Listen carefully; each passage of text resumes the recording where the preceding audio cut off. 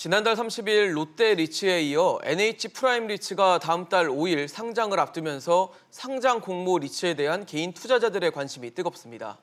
리츠는 투자자에게 자금을 모아 업무용 빌딩 같은 부동산에 투자하고 여기서 나오는 임대 수익과 매각 차익 등을 투자자에게 배당하는 부동산 간접 투자 상품입니다. 관련 이야기 전문가와 자세히 나눠보겠습니다. 명지대 부동산학과 권대중 교수, 경희대 글로벌 미래교육원 권혁중 외래 교수입니다. 어서 오세요. 어서 오십시오. 안녕하세요. 사실 최근에 리츠 얘기가 굉장히 좀 많이 나오더라고요. 그래서 리츠가 좀 뭔지부터 좀 짚어볼 필요가 있을 것 같은데요, 교수님. 네. 리츠에 대해서 좀 설명을 좀 해주시면 좋을 것 같아요. 리츠는 그 영문자로 리얼 에스테이트 인베스트먼트 트러스트라 해서 네. 부동산 투자 신탁 제도입니다. 이것은 2000년도부터 이제 그 이야기가 나왔는데요. 예. 사실은 지난 98년도 IMF 때부터 이제 얘기가 시작됐습니다. 예. 그래서 2001년도 6월, 4월 달에 이제 그 제도가 도입돼서 7월부터 이제 법이 제정됐는데요. 네. 이후에 약 한 240개 정도가 지금 운영하고 있는데 대부분 이제 부동산 개발 사업이나 임대 사업이나 또는 뭐 부동산과 관련된 증권이나 이런 쪽에 투자해서 투자자를 모아서 이제 배당을 해주는 그런 형태입니다. 그런 얘기라면 아무래도 부동산에 그냥 투자한다라고 쉽게 생각해도 된다. 그렇죠. 부동산 유동화 시장이나 부동산 유가증권처럼 부동산과 관련된 직접 투자나 간접 투자나 부동산과 관련된 물건을 가지고 투자자를 모아서 네. 수익을 내서 배당해 주는 제도. 그런 제도라고 보면 됩니다. 그래서 회사 명칭도 부동산 투자 회사라고 되어 있습니다. 그렇게 돼 있군요. 네, 또 어떤 기사 제목을 보니까요, 교수님. 네. 점심 때 마실 커피 가격 한 잔으로 이제 스타벅스 건물에 투자할 수 있는 길이 열렸다. 이런 내용이 있더라고요. 이게 네네. 좀 어떻게 가능한 건지 원리를 좀 짚어주세요. 답은 간단합니다. 리츠기 때문에 가능하고요. 이게 왜냐하면 공동 구매 방식의 어떤 투자 형태라 보시면 되겠는데, 그러니까 2001년도 아까 교수님 말씀하신 것처럼 2001년도 우리나라 이제 리츠 제도가 왔는데 그 전까지만 해도, 그러니까 그즈음쯤만 해도 이제 자산가 중심으로 아니면 기관 투자 중심으로 한마디로 목돈을 갖고 들어왔었거든요. 그러다 보니까 사실 개인 일반 투자자가 투자하기는 굉장히 힘들죠. 근데 요즘에 이제 뜨고 있는 게 공모 리츠 방식입니다. 네. 그러니까 공모로 나왔기 때문에 소액 투자가 가능하다는 점. 100만 원, 200만 원 가지고 실제적으로 업무용 빌딩이라든지 아니면 수익형 임대 부동산에다가 투자를 할 수 있는 게 이제 공모형 리츠이기 때문에, 그렇기 때문에 이제 지금 시장에서는 이제는 커피값, 남는 커피값 가고도 이제 투자할 수 있는 길이 열렸다. 이런 얘기가 이제 일반 투자자 중심으로 이제 나오고 있는 것이죠. 그래서 공모형 리츠 때문에 가능하다. 이렇게 보시면 되겠습니다. 그러면은 결국 소액 가지고도 네. 뭔가 부동산에 투자할 수 있다. 사실 네. 어떻게 보면은 좀 부동산 하면 목돈이 필요할 거라는 생각이 있는데 이 소액으로 가능하다 보니까 최근에 많은 투자자분들이 좀 관심을 끌고 있다. 이렇게 그렇죠. 봐야 될까요? 우리나라 같은 경우는 투자 최저 금액 제한이 없습니다. A 리츠와는 호주 리츠 같은 경우는 190만 원 이상 투자해야 돼요. 이렇게 이제 금액 제한인 것도 하한선이군요. 있습니다. 근데 예. 우리나라는 그런 제한 없이 그냥 커피값 가지고 투자해서 수익을 받을 수 있는데 투자 수익률이 고정적입니다. 예를 들면 이제 일반적인 부동산 투자 같은 경우는 임대 수익이나 또는 매각 차익, 캐피탈 게인이 달라질 수 있는데 이거 이제 어느 정도 수익률을 정하고 갑니다. 그래서 요새 인기를 끄는 이유 중에 하나가 이제 저금리 시대에 예금 금리가 얼마 안 되잖아요. 그러니까요. 근데 이게 여기에 투자하면 적어도 5% 이상 한 7% 정도 나오다. J리츠인 일본 리츠 같은 경우는 10% 이상 나옵니다. 그렇게 많이 그러니까 임대 수익을 잘 내는 쪽으로 투자하게 되고 증권 가격이 이제 올라가게 되는데 네. 최근에 인기를 끄는 이유는 이렇게 소액 투자를 하면서 안정적으로 수익을 받을 수 있기 때문에 여기 인기를 끄는 겁니다. 저도 공감을 하는데 네. 그 공모 리츠 같은 경우에는 아까 말씀한 것처럼 이제 소액 투자 이게 정말 매력적이고, 두 번째는 이제 저는 부동산 가치가 상승하게 되면 덩달아서 이제 임대 수익이 많아지고요. 그러면 공모 리츠 같은 경우는 그게 수익이 또 배당으로 들어오기 때문에 이런 부분에서 굉장히 투자자 입장에서는 좋은 거고, 또 마지막 세 번째로 본다면 배당 같은 것도 아까 말씀한 것처럼 5에서 한 6% 정도 안정적으로 오기 때문에 이만한 또 사실 투자자 입장에서는 좋은 점이 없거든요. 최근 워낙 저금리 시대다 보니까. 그다음에 마지막으로 보면 이제 정부의 어떤 정책 지원 이런 부분도 아마 영향을 좀 미치고 있지 않나 이렇게 생각을 해봅니다. 정책 지원. 네네. 네. 방금 말씀해 주셨듯이 정부가 세제 혜택 등의 네. 정책적 지원을 아끼지 않는 점, 이 점도 좀 매력적이라고 좀 볼 수 있어요. 애당초 이제 그 2001년도 이 부동산 투자사법이 생기면서 생겼던 CR리츠라고 있어요. 기업구조적 리츠. 이건 거의 다 세제 혜택을 줬고요. 예. 최근에 이제 그 임대 리츠처럼 이렇게 위탁관리 리츠나 직접관리 리츠가 있는데요. 리츠에 투자하는 경우에 그 자산을 투자하는 거에 대해서 재산세 면제 혜택을 줍니다. 그러면 이제 일반적으로 재산세가 합산과세가 되는데 여기에 투자되게 되면 부동산 보유세 중에서 종합부동산세에서 빠지게 됩니다. 아, 정말요? 예, 그런 혜택이 있고 또 개인적인 같은 경우는 개인적으로 투자해서 소득이 생기면 소득세를 물리게 되죠. 그렇죠. 이 소득세가 2천만 원 이상일 경우에는 이제 과세하는데 그렇죠. 2천만 원까지 비과세 됩니다. 아, 예, 비과세. 예, 그것도 빼버리는 거죠. 이렇게 빼주는 거죠. 그다음에 이제 이거 말고도 이 그 취득세 이게 리츠를 통해서 취득할 경우 취득세를 30% 감면해 줍니다. 이렇게 세제 혜택이 많은데 네. 이게 시알 리츠 같은 경우는 세제 혜택이 많고요. 기업 구조적을 촉진하기 위해서 하는 거니까 일반 리츠 같은 경우는 지금 제가 말씀드린 정도 이걸 지금 정부가 추진하고 있습니다. 지금도 세제 혜택은 일부 있습니다. 있긴. 예. 네. 정부 입장에서 봤을 때는 이렇게 뭔가 리츠를 활성화하는데 이유가 있을 거 아니에요? 그렇죠. 우선은 이제 직접 투자해서 간접 투자로 이렇게 전환시키는 건데요. 직접 투자를 하다 보니까 주로 우리나라 사람 같은 경우는 주택에 투자하잖아요. 그렇죠. 주택 가격이 올라가고 다주택자가 되고 네. 투기가 일어나는 거를 간접 투자적으로 바꾸는 겁니다. 그래서 주택보다는 빌딩이나 또는 타마가 있는 그 물건들. 미국 같은 경우는 이제 그 뭐 임대주택 리츠 또는 리조트에 투자하는 리츠, 상업용 부동산 리츠 타마가 상당히 많은데 우리나라 같은 경우는 주로 이제 오피스 빌딩에 투자하는 임대 수익을 내서 투자하는 형태 또는 뭐 임대주택을 매입해서 리츠가 운영하는 형태 이렇게 몇 가지 그 다양하지는 못하고 한정되어 있습니다. 그러나 정부가 투자하는 목적은 이렇게 활성화시키는 목적은 부동산 투기를 간접 투자로 돌리는 겁니다. 이렇게 증권 시장으로. 그리고 유동 자금이 너무 많다 보니까 그런 것도 네네. 있고. 네. 그 얘기는 결국 집값의 상승을 일부 좀 견제하겠다, 막아보겠다라는 의도라고 봐야 되나요? 그렇죠. 지금 이제 투기 자본 같은 경우에는 부동산 쪽으로 몰리는 부분이 있다 보니까 그렇죠. 사실 서울 아파트 가격이 비상식적으로 많이 올랐거든요. 그러다 보니까 정부 입장에서는 이거를 해결할 수 있는 방안이 뭐가 있을까 봤을 때는 이런 공모 리츠를 가지고 사실 모아서 지방으로 이제 투자하게 되는 이런 어떤 우회로 전략을 짜지 않았을까 저는 예. 그렇게 생각을 해보거든요. 예. 그래서 공명 리츠가 바로 이런 어떤 전략에서 굉장히 주요한 어떤 전략의 모태로 되고 있습니다. 거기다 한 가지 더 이제 덧붙인다면 네. 이제 저물가의 저성장이잖아요. 그렇죠. 은퇴자들의 수익이 또 적다 보니까 은행 예금 가지고 살 수도 없고 하다 보니까 예. 이렇게 이제 그 대기업 위주로 또 그 규모 있는 쪽으로 가던 것을 좀 개방해서 리츠를 좀 활성화시키려고 하는 거죠. 네.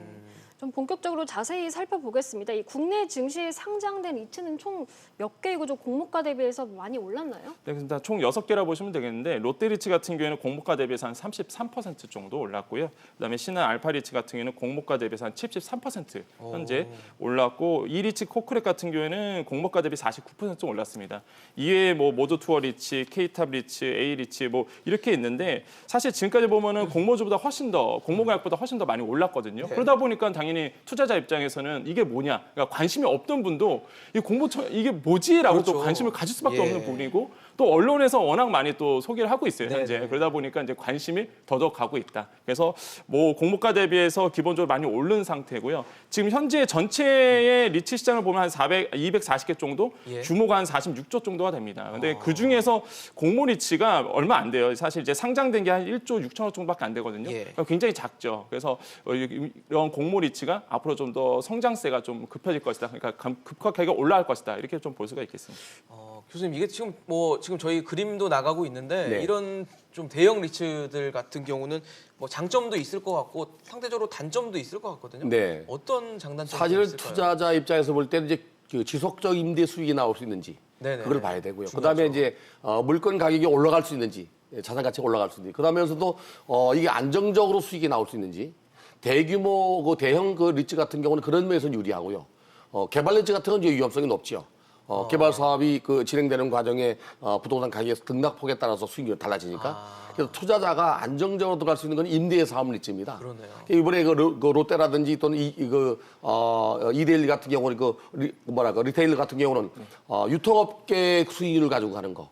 이랜드죠? 그런. 예. 그러니까 안정적이죠, 그런 거는. 그러니까 임대 리츠가 대체로 안정적이다 보니까 우리나라에 들어와 있는, 진행되고 있는 그 리츠는 대부분 임대 수익 가지고 가거든요. 외국 같은 경우는 개발 리츠도 있고 여러 가지 선박 리츠도 있고 여러 가지가 있어요. 예. 그런데 우리나라 아직 부동산에서 이렇게 안정적인 임대 리츠로 가고 있습니다. 그러니까 그 말씀하신 것처럼 이리츠 코크렉 같은 경우는 예. 아까 말씀하신 것처럼 이제 NC 쪽이거든요. 예. 그러니까 NC 그게 NC백화점. 네네, 네. NC백화점. 그러다 보니까 NC백화점, 야탑점, 뭐 뉴코아 일산점 이런 부분이 이제는 자산으로 가지고 있고 예. 주요 임차인도 봐도 이제는 NC백화점입니다. 그렇겠네요. 그다음에 아무래도 뭐 아울렛들, 뉴코아 아울렛 이런 게 이제는 임차돼 있고요. 그다음에 롯데리츠도 마찬가지입니다. 이제 리테일 쪽이다 보니까 롯데 백화점이라든지 안정적이죠 말 그대로. 이게 그렇죠. 백화점이 망하지 않는 이상 사실 배당은 계속 나갈 수밖에 없는 사실 거예요. 지점이 없어진다는 건 그렇게 쉽게 없어지지 않기 때문에. 그렇죠. 네. 그래서 유통계가 웬만해서는 사실 무너지진 않거든요. 그렇죠. 그러다 보니까 안정적으로 이제는 꾸려갈 수 있는 이런 어떤 리츠들도 존재한다. 이런 보니까 투자들이 관심을 안 가질 수가 없죠. 근데 이제 그렇겠네요, 문제는 안 망가지는 건 아닙니다. 네. 지난 98년도 IMF 때 백화점도 부도가 났거든요. 그렇죠. 그렇죠. 뭐 은행도 북한 부도가 상황이니까 나는데요. 워낙, 네. 은행도 부도가 납니다. 그래서 고정적이고 안정적인 수익률이 나올 수 있는 쪽으로 그 리츠를 편입시키거나 투자하면 아주 안정적이에요. 유통업계 같은 경우는 그 유동성이 커요. 근데 이제 오피스 빌딩 같은 경우는 유동성이 좀 적거든요. 예, 예. 그래서 우리나라 같은 경우는 거의 시작 자체가 오피스 빌딩을 가지고 시작했어요. 안정적으로 좀. 네, 네. 아까 말씀하신 그 개발 리츠 같은 경우는 왜 위험성이 개발- 좀 큰데 네. 수익률은 굉장히 높은 높죠. 건가요? 네, 아. 개발 리츠 같은 경우는 리츠 종류가 많은데 개발 리츠 같은 경우는 이제 투자자에게 돈을 모아서 개발 사업을 하는 거거든요. 예, 예. 그러다 보니까 개발 사업은 대개 수익률이 뭐 30% 이상 됩니다. 그런데 이 개발 사업의 리츠가 활성화되지 못하는 이유는 위험성이 그만큼 큰 거예요. 예, 예. 그러니까 수익이 높으면 위험이 높은 거예요. 그래서 개발 리츠 자체는 활성화되지 않았지만 부동산 시장에서 안정적 시장에서는 임대 리츠로 많이 가지만 예. 개발도상국처럼 개발이 진행되는 나라에서는 이 개발 리츠가 또 오히려 활성화될 수 좀 있는데 성장세를 가는 네, 거지. 우리나라에서는 좀 한계가 있는 것 같습니다. 네. 네, 이제 사실 시청자분들께서 가장 좀 궁금해하실 부분일 것 같은데 이제 투자를 한다고 할 경우에 좀 어떤 부분을 주의해야 할지 좀 뭐- 조언을 부탁드릴게요. 첫 번째로는 역시 배당률을 봐야 되겠죠. 사실 배당률을 봤을 때 계산하는 기준가 공모가 기준입니다. 예. 그러니까 공모가가 이래서 5,000원이다. 그럼 그 기준으로 해서 사실 배당률을 계산하거든요.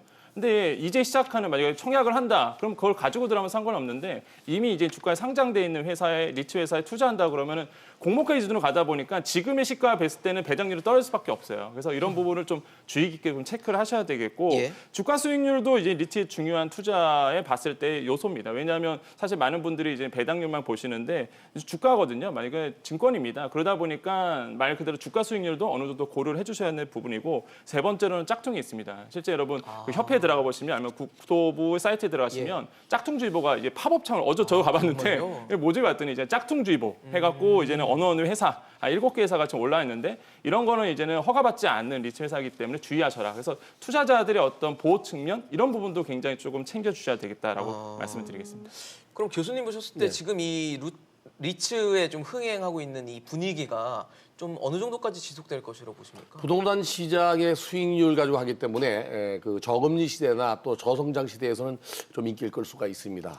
정부도 이런 점을 감안한 것 같고요. 또 부동산 투기가 일어나서 직접 투자의 수익이 높아지게 되면은 그 리츠가 활성화되지 않아요. 근데 지금 이제 정부가 계속적으로 규제하고 있기 때문에 장기적으로 볼 때에는 은퇴자라든지 또는 뭐 저소득층들 그다음에 작은 돈을 투자할 수 있기 때문에 아마도 앞으로는 그 성장 가능성이 있다고 봐야 됩니다. 네. 그러면은 과연 다른 나라는 리츠가 지금 시장이 어떻게 좀 조성이 돼 있고 혹시 네네. 뭐 우리가 보완해야 될 점들이 있을 거 아니에요? 네, 충분히 있죠. 이게 전미 리츠협회 자료에 따르면요, 전 세계 리츠 시장이 한 3조 달러입니다. 그러니까 우리나라 돈으로 좀 환산해 보면은 3,500조 원이거든요. 3,500. 그러니까 전체 시장이 그 정도 굉장히 크고요. 그 중에서 미국이 한 65% 차지하고 있고 예. 일본이 7%, 호주가 한 7% 정도 차지하고 있는데 우리나라 시장이 이제 들어간 시장이기 때문에 굉장히 작은 시장으로 평가되고 있습니다. 근데 재밌는 게 뭐냐면 그렇게 발달된 나라에서는 아까 말씀한 것처럼 리츠 자체가 우리나라의 뭐 업무용 빌딩, 뭐 임대 이런 것만 뿐만 아니라 다양한 어떤 자산 가치에 투자가 되고 있거든요. 요즘에 제가 눈에 들어오는 게 이제 데이터 센터 리츠 같은 경우. 데이터 센터. 그러니까 미국 같은 경우에는 그런 거 4차 산업혁명이다 보니까 데이터 센터가 엄청나게 생기고요. 예. 투자가 많이 되고 있는데 이런 것까지도 이제 자산으로 해서 부동산 리츠가 투자를 하고 있거든요. 우리나라 아직 좀 멀었죠, 사실. 그렇네요. 그러니까 이런 어떤 트렌드가 있고요. 그러다 보니까 총 수익률이 한 연평균 20% 이상 되고 배당 수익률이 평균 5% 이상입니다. 안정적이죠. 예, 이런 것도 굉장히 매력적인데 주의할 점은 당연히 또 있는 것 같아요. 그러니까 큰 시장인 만큼 제도가 잘 정비되어 있습니다. 뭐 신용평가 제도라든지. 예. 근데 우리나라도 요즘에 이제 정부가 이런 신용평가 제도에 대해서 도입을 하려고 하는데 업계에서는 좀 시기상조다라고 보고 있습니다. 왜 그러냐면 이제 시작하는 단계에서 글로벌 스탠다드의 기준으로 본다면 우리나라는 아직 작거든요. 예. 그러면 당연히 이제는 그 기준에 맞추려고 그러면 아주 그 청약 자체가 아니면 청약 공모주 자체가 위축되거나. 너무 작기 때문에 위축될 수밖에 없는 부분이고 그렇다고 우리나라의 자체 지수로 하자니 만약에 글로벌에 표준화된다면 이게 또 다르다 보니까 사실 굉장히 어려운 부분도 있고 그래서 조금 더 시장에서는 기다려달라라고 얘기하지만 사실 정부 입장에서는 투자자 입장에서 본다면 보호 정책을 마련해야 되기 때문에 이런 신용평가 제도 같은 경우는 좀 필요한 부분이라고 생각해 볼 수 있습니다. 알겠습니다. 오늘 권대중 교수, 권혁중 외래교수와 얘기 나눠봤습니다. 말씀 고맙습니다. 네, 잘 고맙습니다. 들었습니다. 감사합니다.